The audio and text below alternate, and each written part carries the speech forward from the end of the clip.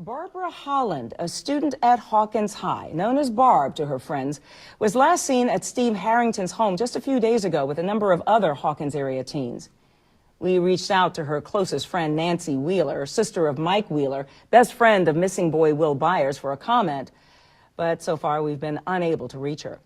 When asked to describe Barbara, her friends and peers praised her as someone who was loyal to a fault to Nancy, the kind of girl who notices if you're wearing a new bra and can really rock a pair of mom jeans, or as we call them now, jeans. Barb was last seen wearing... Let's go!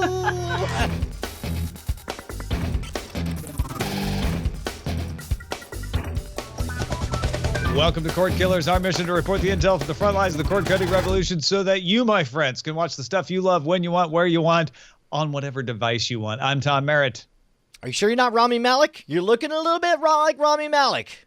Are you seeing this too, Brian? Yeah, all right. Well, yeah, I could also be like middle-aged Obi-Wan. Wait, or also known as Obi-Wan. Also known as Ewan McGregor. Yeah, no, I'm cosplaying as the host of a show on National Geographic, pretending to be a auto mechanic. But most importantly, that opening video just showed up on the Netflix feed today. A little bit of a, I guess, some promo stuff where they were trying to make some jokes around Stranger Things. I thought it was cute.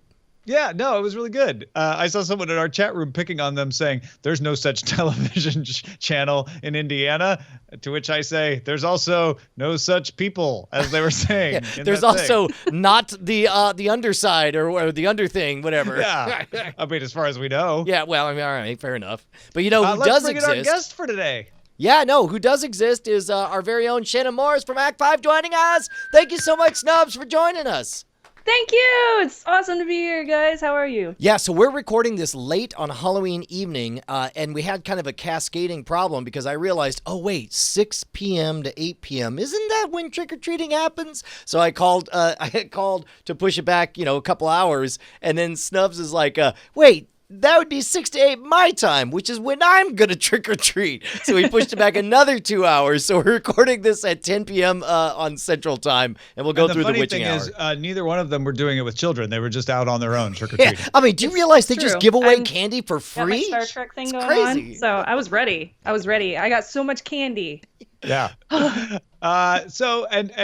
We didn't plan it, but we all ended up sort of in costume. Well, Shannon's actually in costume. Shannon, well, I mean, I intentionally wore my stolen wardrobe from hacking the system. I like that you are dressed up as Brian. Oh, yes, Brian. Not you, Brian. Different Brian. Correct. The guy who tried to... So wait, am I the only one who is not dressed as myself? I got the whole Uhura thing going on, but wait, we got DTNS Tom over here. Mr. Obi-Bot. Killer Brian. Okay, all right. Look, hey, I think it's time. What's that over there? I think it's our primary target.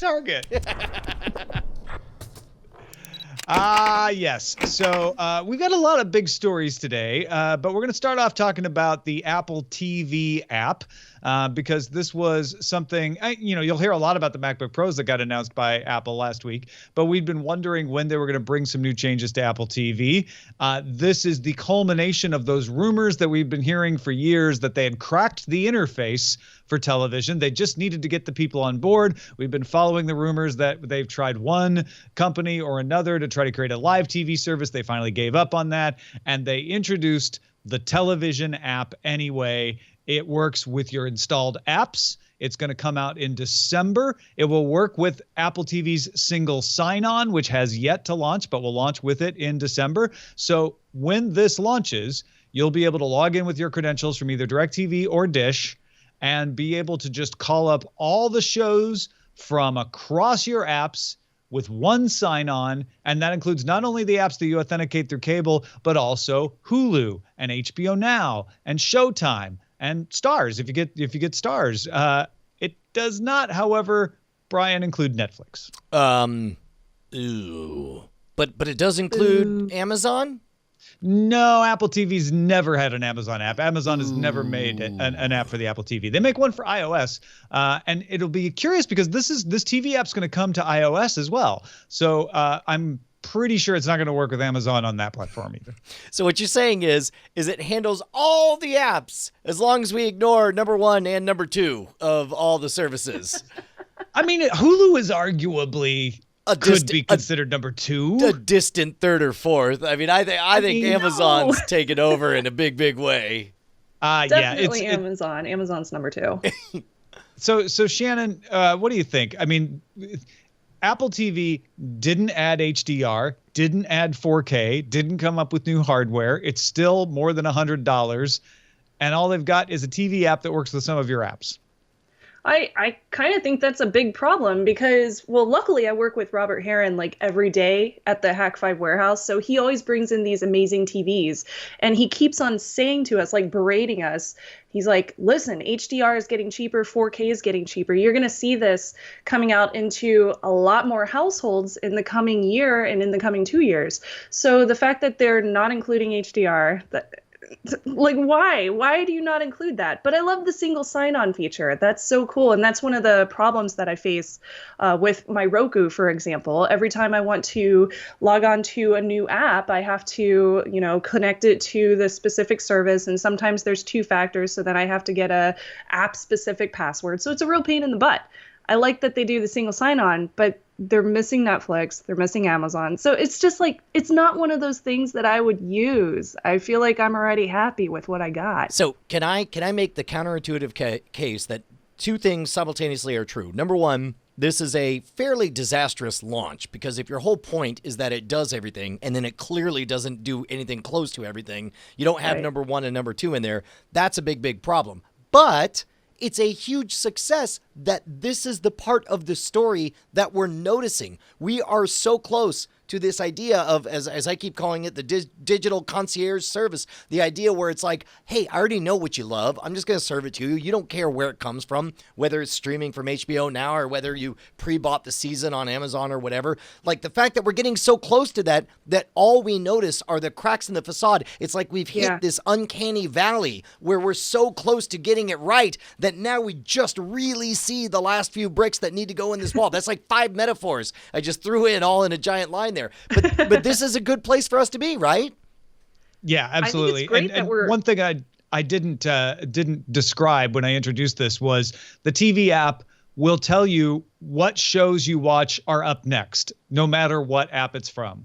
So if you watch Westworld on HBO, it'll notice that and it'll say, oh, new Westworld came up from HBO. If you watch The Mindy Project on Hulu, it'll say, hey, there's a new episode of The Mindy Project. It'll also have recommendations called what to watch based on looking at across all the apps, what things you do watch. Say, hey, you might like this if you're looking for something new. And it'll have your library of iTunes purchases. That's more limited, of course, because you only get the stuff that you buy in iTunes. It's not going to show Vudu stuff. Vudu doesn't have an app again.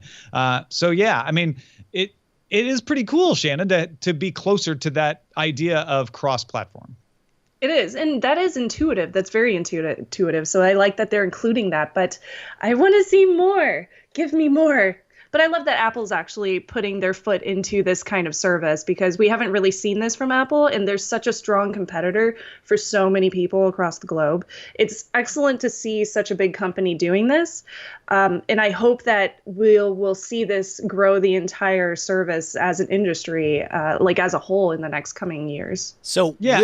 We'll find out in December how the app works, but I'm going to imagine that there's a certain amount of it where you tell it things that you really like and a certain amount of it where it pays attention to what you watch, which makes me want to imagine what this kind of service would look like 5 or 10 years from now.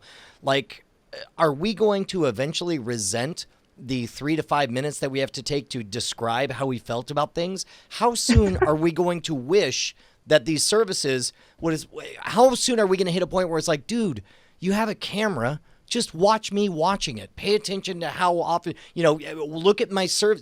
Do I watch this kind of show while I'm coding because I don't really care and I'm not really paying attention? Do I, what other shows do I take full screen and give my full attention to? How often do I look away? Like, no matter what I tell you, I think of things. How soon do we want the software to know for us where it's like, hey, man, you know it and I know it. You'd rather be watching The Prophet than anything else right now. So let me just put it on for you. Yeah, I don't know about that. There's the whole security thing. I like to have a little bit of privacy and I like to have a choice. I don't want a company necessarily telling me like, oh, you seem to watch this and pay attention to this and you're not on Facebook while you're watching this, so you should watch more of this. Like, I don't know, maybe Dude, my that feels sounds are like a for dream different come show. true to me, man. It's yeah, it's like don't even don't even listen to me. I'm the least valuable person in this whole operation. You just tell me what I want. Go. Well, and the one thing Apple has a tradition of is doing these sorts of things without storing the data in the cloud. They'll often store it in the device itself, and without needing to say like, well, we're going to sell ads against it, so we really want to aggregate it on our servers.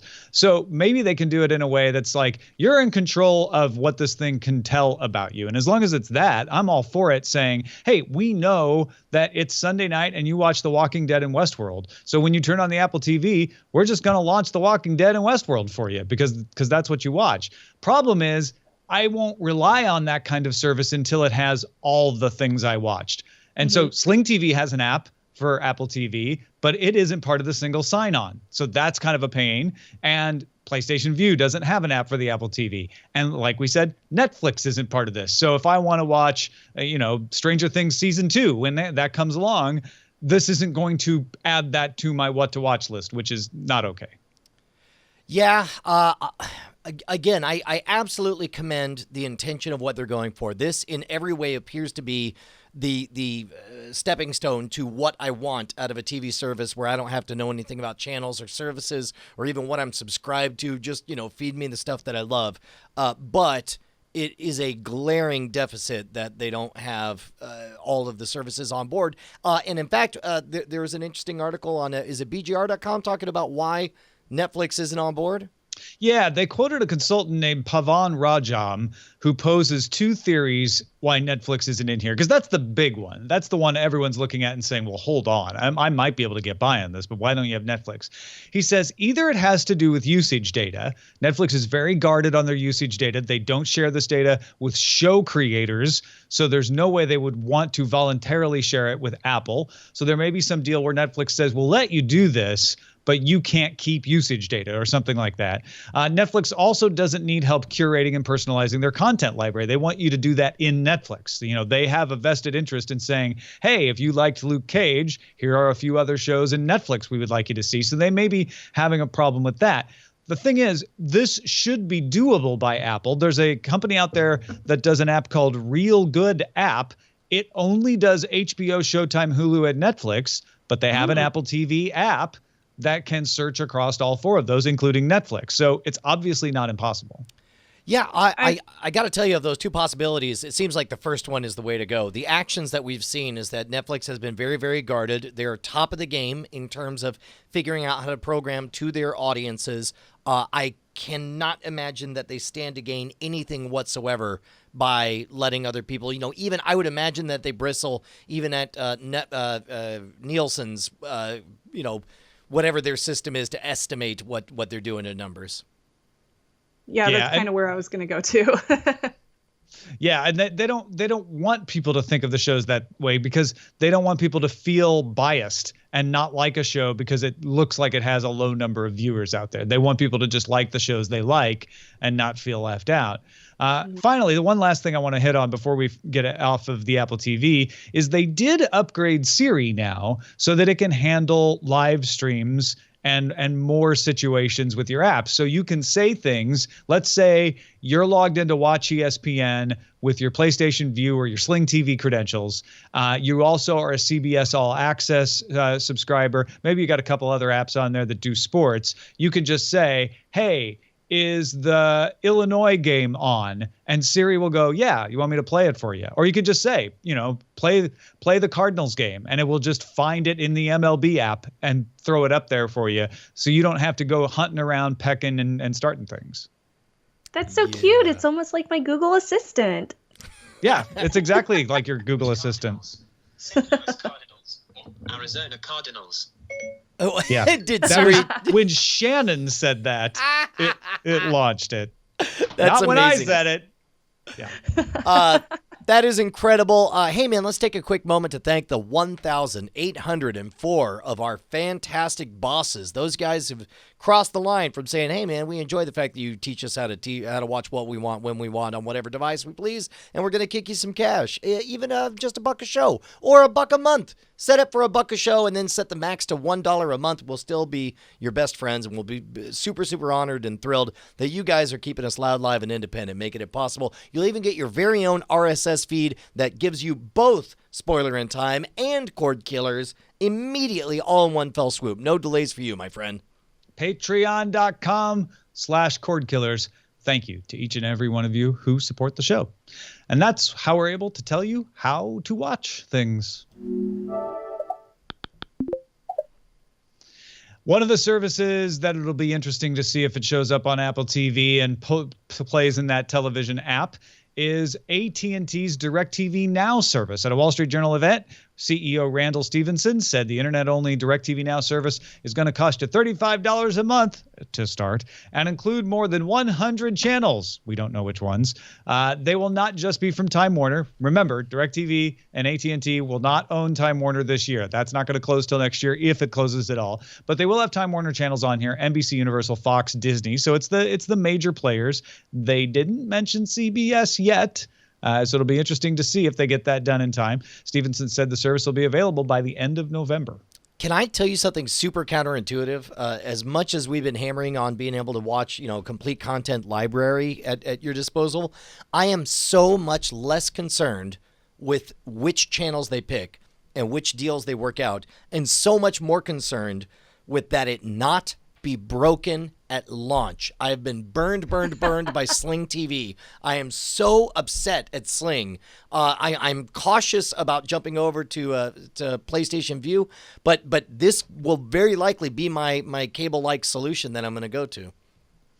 It will be interesting to see if they can handle the load. Now, DirecTV's advantage is they're already doing this for their existing customers. They essentially have this service available if you're a DirecTV satellite customer on the iPad and iPhone and Android phones. So you can go install a DirecTV app and watch live channels, watch on-demand channels. They've sort of been building this towards this situation for a while.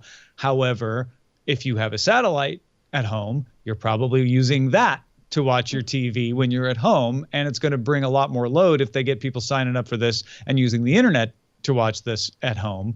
The other nice thing about Apple TV is DirecTV is already playing in the single sign-on, so presumably even if a DirecTV app isn't integrated with the TV app, you'd be able to do the single sign-on and get all the network apps and essentially use it that way. So that could make it more useful on the Apple TV side. Shannon, what do you make of this? It sounds cool, and it sounds like a good price. And I'm assuming that because it says internet only, that means that you don't need to have a separate cable or a satellite box, subscription. No dish, nothing. Okay, that's awesome. But I want to see CW in there. I'm big on Vampire Diaries, so if you don't have CW, I don't know. I just don't see a point. Well, and that's the interesting thing, right? CW pulled out of Hulu. They're not available on PlayStation View or Sling. They have been trying to get people to use their own app where you can, for free. You don't have to even log in. You don't have to create an account. You can watch all their shows. Yeah, nobody uses that app because it sucks. Okay, sorry. So I haven't used it mainly because I'm not super into the CW programming. What's the user experience like in your experience? It's been pretty terrible because, I used it several months back, and they had ads in it, and then the shows that I would click on, it would take forever for them to load, and then it would crash sometimes. See, this was on Android though, not iOS. This is the same thing. This is the Sling. Hold on though. Before Brian gets going on his rant, which he rightly deserves to do, I want to point out that CW just updated the app recently. Oh, good. And so you haven't used the new version, which may be drawing from a different CDN, may be less crashy. They've been spending a lot of time on that part of it. Still going to have ads that go, Brian. Well, basically, and it's not much of a rant outside of it to say is the focus should not be on what's in your library. The focus should be on the fundamentals. You should be able to deliver a television quality experience over the internet. And I got to tell you, I have gigabit fiber from AT&T. I pay the premium HBO Now service. I, on multiple computers, have never watched a full hour ever have watched a full hour of HBO Now programming without at least 2 or 3 hiccups or glitches or Wow. or Now, that is weird because I don't hear that from anyone else. And I'm not saying you're making it up. I know you're not. But I wonder what's going on there because HBO Now with BAM Media behind it is really good and solid, and I never have issues with it. Sure. I for one am jealous of you, but but no, it points out an interesting thing, which is it's hard to do video as witnessed by Sling TV, right? Everybody had problems with Sling TV. Everybody had problems with that CW app before they revised it. It's also hard to troubleshoot if you're like, no, we're doing everything right on our end. What's happening on the other end? Is it AT&T with a peering issue with BAMTech? Is it some just local internet thing in your area? Well, is it your router, some untraceable problem you haven't been able to track down? It might be as Who simple knows? as a browser issue, like Yeah. You know the way Chrome interprets certain data. And you gives it usually watch HBO on a browser. Yep. Yep. And that could be the difference because I'm always watching it on Roku. Yeah, well, man, and again, we've talked about this before. We have an open plan house, so anything we watch in the living room gets broadcast to all the children upstairs. So we tend to watch it in my office on a 37-inch screen, snuggled up close. But it's that's the problem, is that if you want to deliver consistent 100% reliable service, you have to factor in every possible browser, every type of computer, every type of router, every type of connection. And there's obviously a long way to go to deliver that consistent experience over all possibles. Yeah. Netflix makes it look easy, and it's not. But that's why they're number one, is because they are absolutely consistent. I've never had a hiccup on Netflix. I say never, but certainly not Not one in a that long comes time. to mind. Yeah. I mean, because they've been doing it for a long time, and they've poured a lot of resources, a lot of money, a lot of time into making that work, because that's their entire business. That's right. Remember, for all of these other companies, that's a side business. Like, well, we mostly make our money off of cable television, but we also want to get into the streaming business so we don't get left behind. Yeah, I'll tell you what, man, it makes me really appreciate how focused on the fundamentals Netflix has been. And I don't think I'd really taken a moment to consider that until now. All right, let's move on to what to watch. What is under surveillance? It's all about location. Under surveillance. Variety reported that Brian Fuller is handing over showrunner duties on Star Trek Discovery to fellow EPs Gretchen Berg and Aaron Harberts. Discovery is set to begin filming next month. Fuller will remain as an EP and help break stories, but he won't be doing the day-to-day.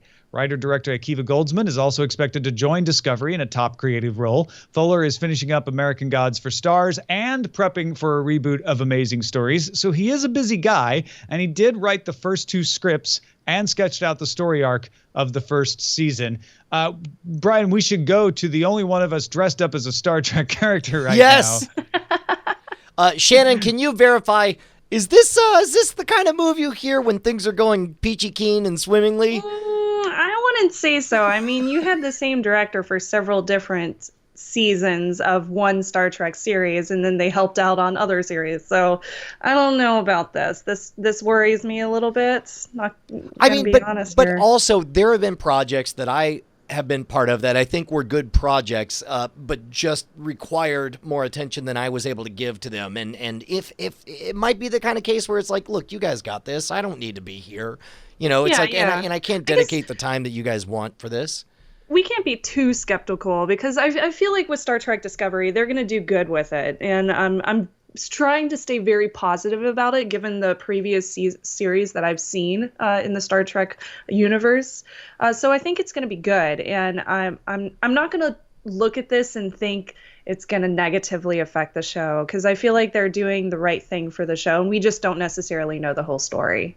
Yeah, it would feel different if they came in and said, Brian Fuller is creating Star Trek Discovery. He won't be the showrunner. He's handing that over to Gretchen Berg and Aaron Harberts and Akiva Goldsman from the start, but it's a Fuller executive produced deal. Then I would think, oh, well, that's like J.J. Abrams with Lost. He came in and set up the universe, and then Carlton Cuse and Damon Lindelof took off with it. And I would feel okay. The fact that Fuller comes in and is the showrunner and has me all excited because I know he really loves this universe, and then steps away, just feels different because you're like, is it just not worth his priority? Is he looking at it going, I need to distance myself from this? Like, he's got lots of projects. I get it. Why wouldn't he pick this one as one to keep?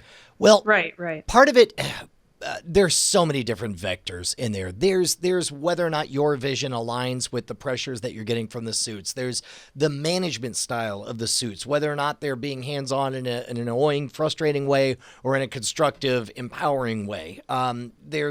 There's also the very, real thing about, like, you got one project that you're going to own 70% of and this other one you only own 30% of. And the calculus is so insane when it comes to, deciding, do I want to stick with this or go somewhere else?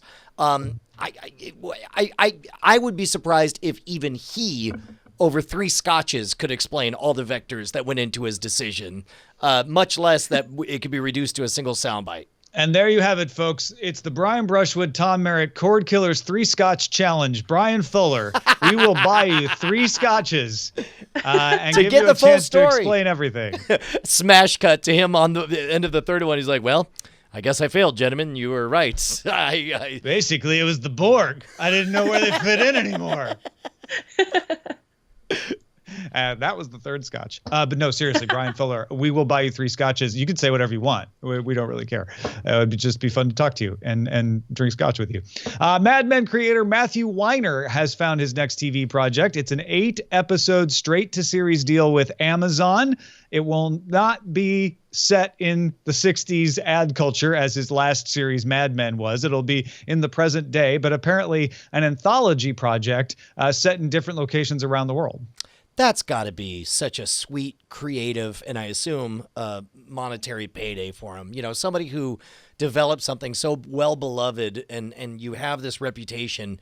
What a great opportunity to just do what you want. And an anthology is, there's a lot of flexibility there, a lot of different directions you can go.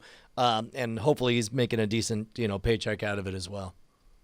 Yeah, absolutely. I'm excited about this. Are you a Mad Men fan? He's an amazing creator. I mean, gosh, everybody loves Mad Men, just like you said. So, except I would love to see something in the current time period, not necessarily so old. Yeah, no, it'll be interesting to see what he does in the present day. And will John Hamm be a guest star? Dude, he guest stars in anything, man. I know. I'm pretty exactly. sure he'll guest star here. He's freaking guest starring in the stands at the World Series in Chicago. Like, wearing a Cardinals hat, which is amazing. And finally, I don't know if any of you are Gilmore Girls fans among us. I know there are plenty in the audience, though, and a new trailer is here for the Gilmore Girls fans. It's coming back to Netflix. Yay! I'm excited about this. I'll bite. I'm excited about the new Gilmore Girls. November 25th is your day, Bryce. Yeah. In fact, that's right before. I haven't seen it yet. Is that like on Thanksgiving? That's around Thanksgiving time, right? November 25th. Yeah, that's. That's the day after Thanksgiving. It is the Black Friday. Yeah. Yeah. Family time. Family watching. Something for you to do while everyone's out there. If you're out on the road, I mean. I'll be shopping. Just kidding. All right, let's talk about what we're watching. And starting with you, Shannon, what's been on your screen lately? So I was sick for 2 days this weekend, so I went through every single episode of Black Mirror, start to finish, season 1 through season, 3 that just came out. Wait, yes. had So you you hadn't seen seen the previous any of ones? them? Did you see them for the first time? Yes. Wow. First time. And so you kept going after that first episode. Yeah. Wow. Like, I felt kind of depressed after a few of them. I'm assuming we'll talk about it during spoiler time. Yeah. Wow. So you that pigged was a out on really Black good Mirror. show. Pigged out on Black So I was Mirror. watching that, and then I've also been going through Star Trek. I finished the original series again because I'd never seen the entire thing, and my husband has never seen The Next Generation, so I've been making him sit down and watch it with me, and he's officially a fan. So I told him, next Dragon Con, we should cosplay Deanna Troi and Riker. Oh, of course. Nice. Do you think he can do the chair, the over the chair thing? So he saw it on TNG. And he was like, what did he just do? And I was like, you don't know about the jerk. So I showed him a YouTube video of it. And now, yeah, I'm going to make him practice. I somehow before missed he becomes the Riker sit move the entire time I watched the series, and it wasn't until I saw a supercut that I was like, that is a weird way. It's so funny. It's perfect. So yeah, I'm going old school and a little bit of new school.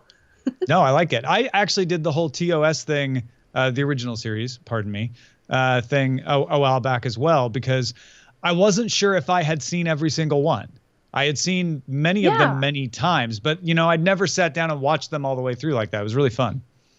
Yeah, I was born in the 80s, so for me it was like revisiting some old tradition that my dad had, and then going through TNG just brings back all these memories. And there's things that I can pick out in the show as an adult that I didn't necessarily understand when I was 10 years old. So for me, watching through the show again, I'm like, wow, they directed the show amazingly well, and there's so much that's portrayed in The Next Generation that has a lot to do with real life too. It's so interesting. Yeah. Brian, obviously we've both been watching Black Mirror, Justified, and Westworld. Anything else? Yeah, still plowing. I'm getting caught up on Atlanta, the Donald Glover thing on FX. They're adorable. They're fun episodes. I really dig it. I can't remember which number episode it was, but it was the one with the All-Star Rappers game where they have this guy who's clearly a black guy whose name is Justin Bieber, and they just act like he's the actual Justin Bieber, or I guess in this fictionalized other world, it's some other He is person. Justin Bieber. Yeah, exactly. But it's great. I'm enjoying it quite a bit. I have been watching The Walking Dead, and I'm pleased to say that episode 2 was lighthearted and fun, especially considering episode 1 of this season. We got to meet King Ezekiel and visit the kingdom, and we caught up with Morgan and Carol.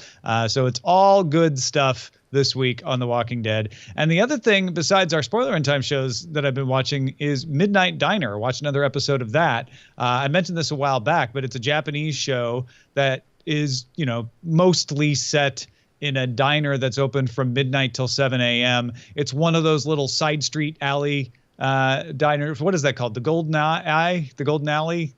Something like that, where they're just these little holes in the wall with a counter, and then people come in and there's a story behind them, and the show expands into that story. This one was about a comedian whose assistant had gone on to become a famous television personality, and he was jealous. Well, that sounds good. Yeah, it's good stuff. Bryce, what have you been on the lookout for? I actually started watching Midnight Diner last week after you mentioned it, and I really liked it. But this week I want to tell you guys about a new paranormal show on Netflix called Glitch. This is set in a fictional small-town Australian town called Urana. It follows a police officer, James Hayes, and 6 reanimated people who are all brought back to life, but they all died in different time periods. So you've got someone who died in the 20s and someone who died in the 80s, and in my mind, they're wearing a flapper outfit and giant shoulder pads, and no, they burst out of the ground naked. Oh my God! Yeah. I'm from the 80s. So it's so James, the cop, makes it sort of his mission to help these people after he realizes his dead wife is one of these reanimated people. Oh, jeez. Yeah. And also he got remarried. What? So there's a lot of good tension between that relationship, this doctor who is sort of got her own weird motivation, this police chief from another town who is visiting and sniffing around. There's also a young boy who gets caught up with another man, one of the founders of the town, who was in an unmarked grave, and they did not find him. The only sort of weird thing about it is there's a whole obviously the big mystery is about how these people came back, and it's a little on the nose with the fact that there is a pharmaceutical company in this town, and it's a huge thing, but nobody talks about it, but it's everywhere, and people are wearing the shirts, and they're establishing shots. It's like, all right, we get it, guys. It's gonna be the It's Pharmaco. Right. Yeah. Also, the company is called Norregard, which is spelled no regard. No regard. So A bit on the nose. A little bit on the nose. So there are 6-hour-long episodes of Glitch on Netflix globally. Season 2 is going to premiere in 2017 on ABC in Australia and then on Netflix in all other territories. And I'm assuming it'll be global at some point. That's amazing. Yeah, it sounds interesting. Some people are saying it sounds a little like The Returned as well. Yeah. The Returned was a U.S. show, though, with a lot of religious rather than pharmacological overtones. But, yeah, this one doesn't have as many spiritual things or religious things. If you got something we should be on the lookout for, email us, cordkillers@gmail.com, and we'll share it out with the rest of the class. All right, Brian, I am wearing a Daily Tech News Show hoodie because that's one of the ways that I support myself outside of Cordkillers. What do you do? What I do is I try to provide goods and services that matter to the world, to make them a distinguished modern rogue, to set apart from the herd. We've spent basically the last year, about a year ago, we released a custom deck of cards called Arcana. We had an alpha and an omega design. Now we have a new deck. And you're gonna love this. Have I told you about this, Tom? Do you know what the story is? No, but I saw I don't know if it was Snapchat or video on Twitter that Bryce put up of this. Yeah. Okay. So right now, if you're watching video, you're seeing the teaser trailer for it. But it's a deck of cards called Outlaws. And to be honest, this is our send up to the Dark Tower, to Westworld, to the idea of a strange sideways Wild West where archetypes of all different rogues from all societies, the knight, the shaman, the daredevil, the gambler, the assassin, the duelist, all these archetypes come together in this deck of cards, and the cards look exquisite. Here, can you flash that on there? So they came out looking amazing. It's got this mixture of 6-cylinder engines meets lone riders in the far west. Steampunky. Yeah. Although steampunky, I always think of like in England. This is like parallel world. What's happening in the American West.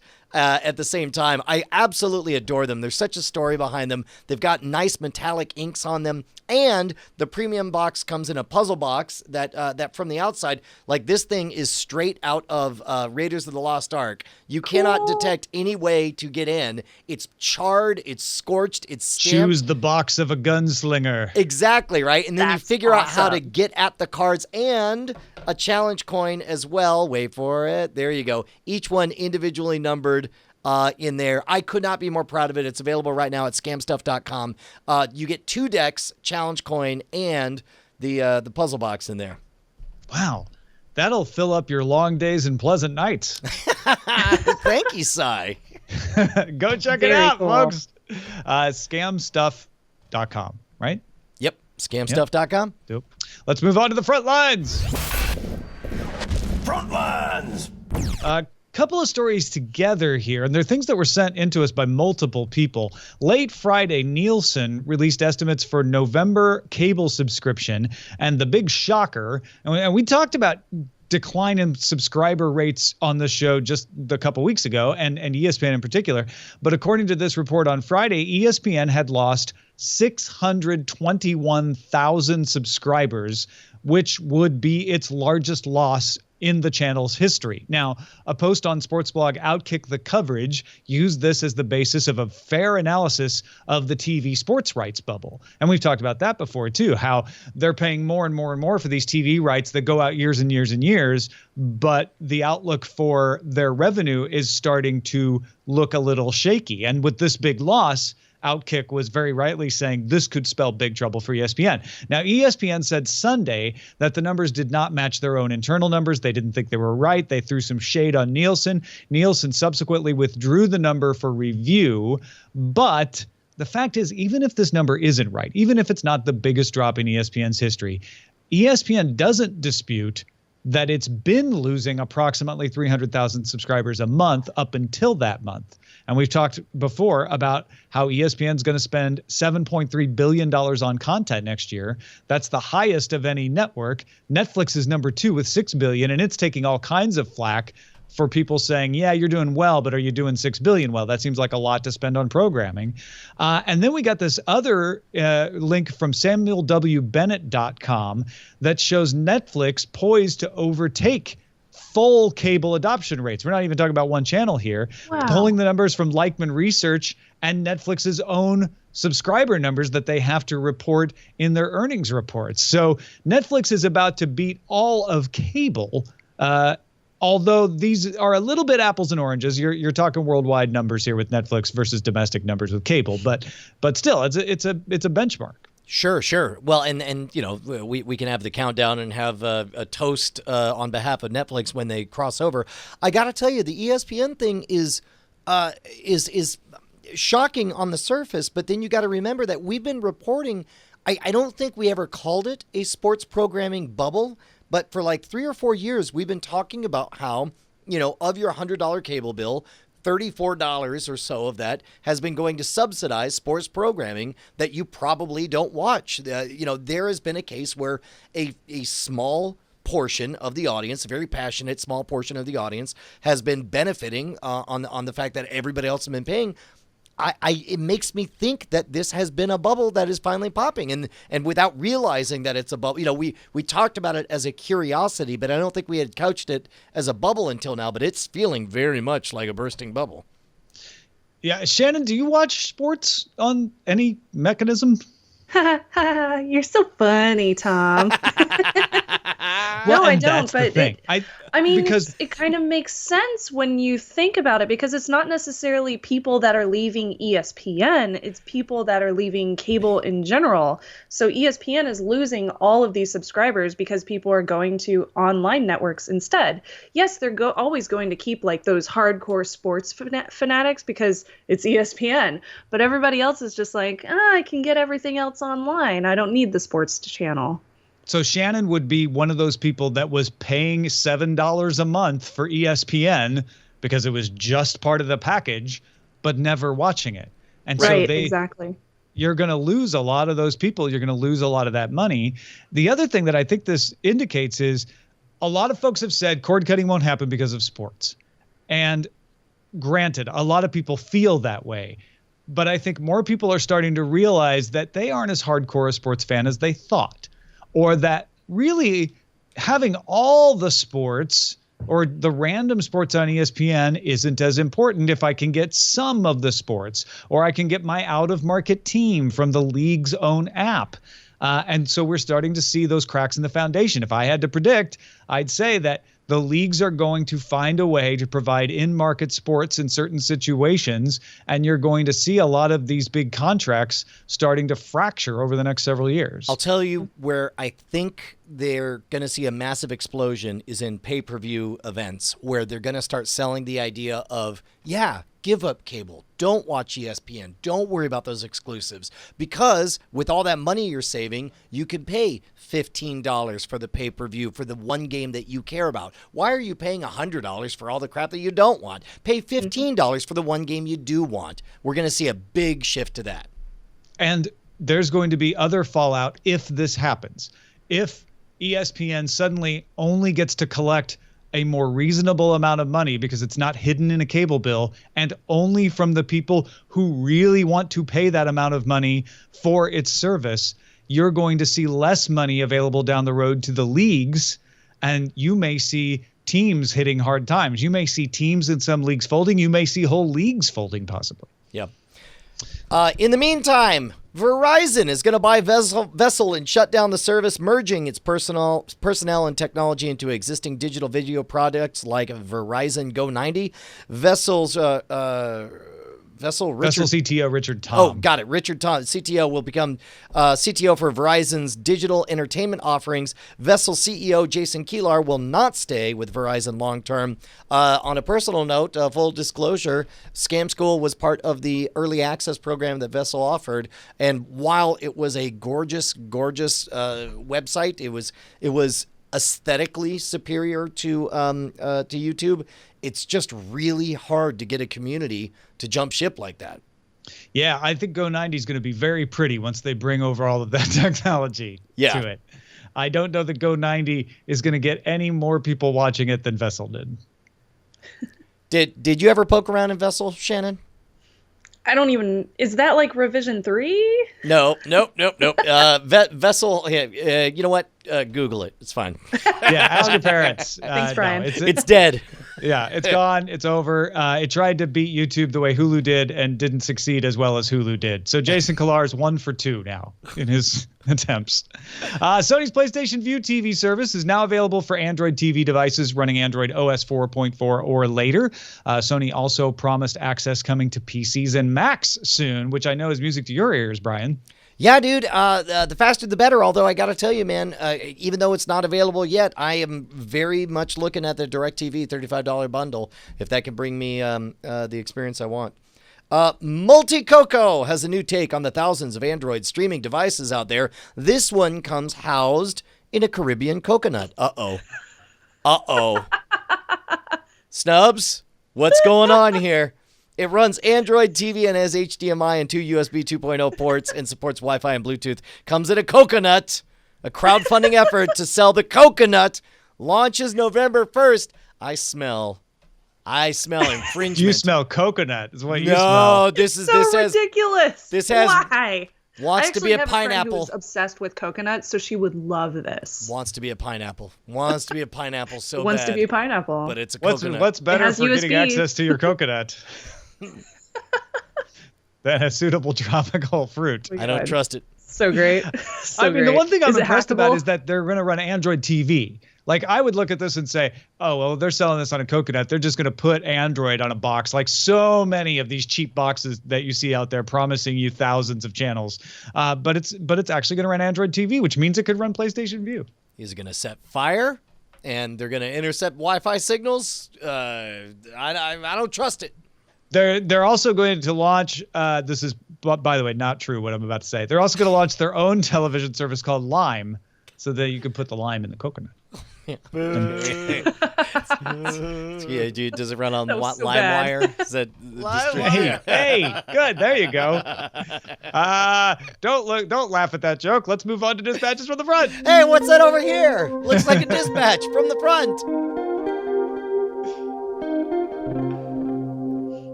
Todd wrote in and said, you guys have been talking about cable companies using skinny bundles to increase subscriber numbers for a long time. In some cases, buying internet and cable is actually cheaper than just buying the internet. I understand their reason they want to do this, but doesn't this go against logic of data caps? I'm unfamiliar with how cable systems work, but I'm sure adding a cable box to your system adds a tiny bit of system overhead. After that, I doubt they notice in their costs whether I watch cable or not. Similarly, I doubt they would notice an internet customer using 1,100 gigabytes instead of 1,000 gigabytes, which is the terabyte cap that Comcast just introduced. So how can they get away with giving away cable access while charging for additional data usage? Of course, I understand that both skinny bundles and data caps are revenue generation constructs, not a reflection of operational costs, but it seems the two use opposite logic to justify. Todd, everything you've answered your own email. Everything you said is correct. No, you shouldn't understand why they do it from a logical standpoint, but merely, as you put it, reflecting a revenue generation construct. Okay, what now? And I'm probably the dumbest in the room about this, but it used to be more true than it is now, because it used to be that the very method of analog coaxial cable transmission was fundamentally different from the data transmission that took place over the same coax cable, right? So it's like they were apples and oranges. They were different things. And the fact that you were receiving the main feed they were apples and pears. Okay. I mean, there was one single analog feed that it didn't matter how much television you watched. It just kept coming constantly. Right. So you don't use more cable television by watching more cable television. Whereas with the internet, you can actually pull down more data or not. It will only send data when you're actually streaming something. That said, you're also not using a bucket of data. There's not like a big vat full of data at the cable company that they run low on. It's an inexhaustible resource. So in other words, it's like a channel had a constant waterfall going, and they didn't know, like they delivered all the water, and they didn't know if you just did a thimbleful or a giant cup or buckets or filled a pool, because they still delivered all the water on all the time, right? No, because you could run out of water. That's the only problem with your analogy. Otherwise, yes. Like, but think of it like a sun. There's just a sun is either on or there's one that blinks like a quasar. And they'll last for an almost infinite amount of time, or maybe just an LED light. Let's pull it down a notch. You've got a light that blinks and you got a light that's on, and the electricity usage between them is infinitesimal. And they're saying, oh, you're going to need to pay more for the light that blinks because we're going to pay you by the blink. While you have this other light that's on all the time, you just pay a flat rate for that. Man, I think somehow we made it more complicated.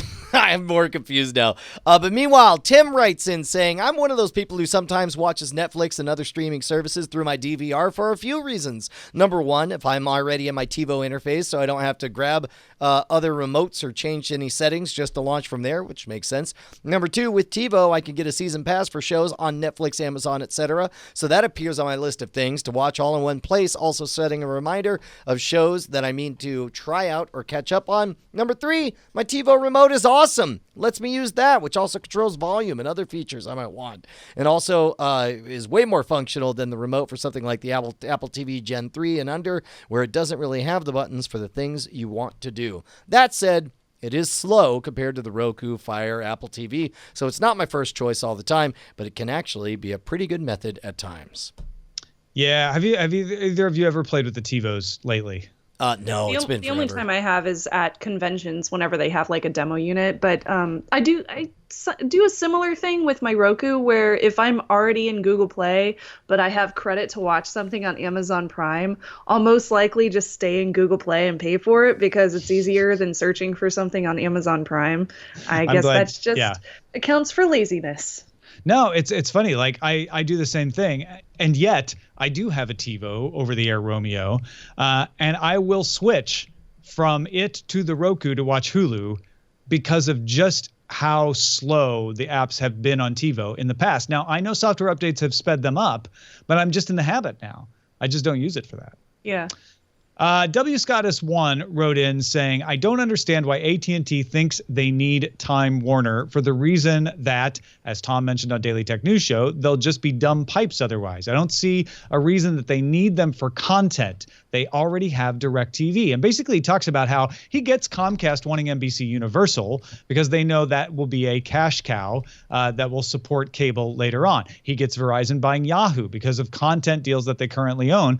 But he argues that AT&T, by owning DirecTV, doesn't need Time Warner. He says they don't need Time Warner. They're already set for the future. I believe they've already set themselves up perfectly for what TV and internet service might look like in 5 to 10 years because 5G mobile, DirecTV, they even have some channels. I guess the one thing that he doesn't mention in his email and that maybe we didn't mention on a previous show is the leverage that it gives them. So the other thing besides having content, which DirecTV has a little bit of content, but mostly it's licensed from other channels. Time Warner gives them in-house content they can rely on and control and use as leverage. So when they go to Comcast and say, hey, we want to get your NBC suite of channels on DirecTV, they've got Time Warner channels on their side to say, give us a little bit of a sweet deal on your channels. We'll give you a little bit of a sweet deal on ours. Yeah, if what they're doing is basically buying parity, then that makes sense. Like if it's a balancing act, I could see that working. Yeah, it is a much more complex deal than just that, but that's one of those things out there. So we'll keep trying to figure it out. I'm sure there'll be more insights into what they get. But you're also getting a lot of technology, getting a lot of business deals. There's probably some patents in there they're going to get as well. So there's a whole lot of stuff that just makes sense for them to say, hey, we're end to end now. We're vertically integrated, as they say in the biz. Yeah. And that is it. We're vertically done. We've reached the end of the rundown. It's a vertical line. Yeah, just minutes before the witching hour on the East Coast as we approach midnight on All Hallows Eve. Shannon Morse, thank you so much for joining us. Where can people find more of what you do? Yay! I'm on Twitter. I'm at Snubs, and I am also, and there I am arguing with people because they keep on telling me that my address is public. I just got my ham radio license, so I just made my first official QSO. Yay! That's super exciting. Congratulations! That's That's awesome. amazing. Thank you, I'm so excited. But yeah, I do 2 podcasts on the internet. One is called Tech Thing. It's tekthing.com, and it's all about consumer tech, and we answer questions from our fans. We do tech reviews and tutorials. It's super fun. And the other one is called Hack5, hak5.org. And on that show, we talk about hacking, and we show you how to hack, and it's really cool. Yeah, by the way, stuff. we sung the praises of how amazing it must be to be part of the Hack 5 camp watching Mr. Robot. To have one of your devices be an integral plot point had to be a freaking thrill. And I don't know how you were able to keep your mouth shut, because you had to have known beforehand that that was coming. Well, we sent them the product, so I knew what they're going to put into the season, but we can't say anything, of course. Sure. But yeah, like USB rubber duckies, and I don't know what else we sent them. But yeah, we don't know when they're going to air shows, so we were not prepared at all. But it's been very good for our business, so I'm really happy that Mr. Robot put the rubber ducky on the show. That was amazing. Oh, and it was also on a show recently called The Blacklist, and they basically just read the Wikipedia page for the USB rubber ducky.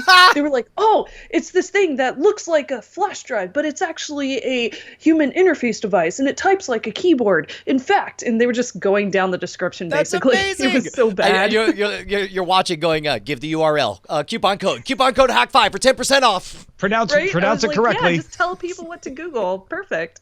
Yeah. That's amazing. Well, that's fantastic. Go check it out, folks. hak5.org. You can find Hack5 and Tech Thing and more over there. Our website is cordkillers.com. Our email address is cordkillers@gmail.com. We're live on diamondclub.tv Mondays at 7 p.m. Eastern, 4 p.m. Pacific. We'll kill your cords next time. Hey guys, Tom and Brian here. We just wanted to say thank you to all of our $5 patrons who keep us loud, live, and independent. You guys make Cordkillers the production that it is. Your name appears in the video credits and appears in our hearts. And if you'd like to become one of them or see who they are, you can go to patreon.com/cordkillers. You'll need to do more than just go there, though. You'll have to sign up and, pledge an amount. But Unless you just want to see who they are. Well, I mean, you could gawk. That's a little creepy, isn't it? If you want to be a gawker, Let's go. it's up to you. Diamond Club hopes you have enjoyed this program.